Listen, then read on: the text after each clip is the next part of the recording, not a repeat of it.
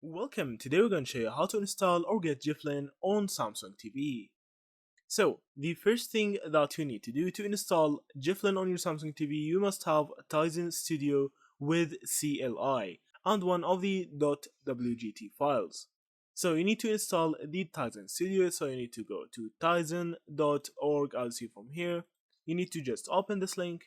You need to just go to Tizen and find the Tizen Studio release and download it.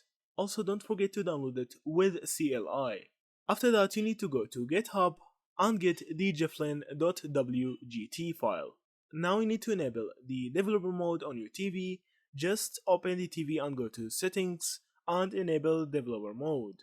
So how to actually turn on the developer mode, you need to press the smart hub or home button on your TV remote and then navigate to apps.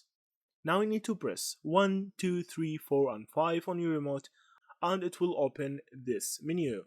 So you need to click on and hit on yes. Now you need to restart your Samsung TV by holding the power button for 2 to 5 seconds.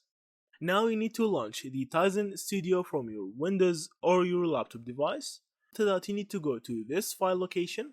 You need to go to the bin folder inside Tizen Studio. After that, navigate to Remote Device Manager. Click the plus icon that assign a name and enter the IP address, port and everything for your Samsung TV. Click Add and now you can find your TV name device. I see from here. Now you need to click on Permit to install applications. I see from here. And now you need to scroll down and select the Jellyfin app. So now all you need to do is just log in to the app and open it and you can just enjoy Jellyfin app. So thank you for watching and see you in the next videos.